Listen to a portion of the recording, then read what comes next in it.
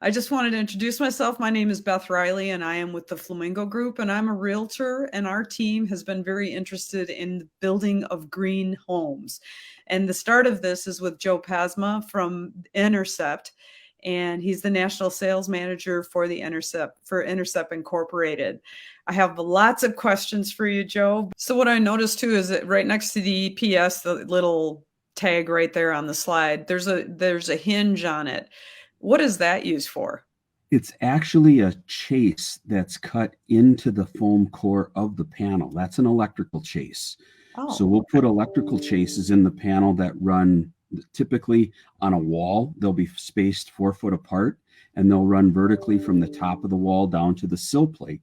And then we'll also have horizontal chases at switch and outlet heights, so that when the panels are all assembled, you have these chases that we can put the wiring through. So it makes wiring from an electrical standpoint relatively easy.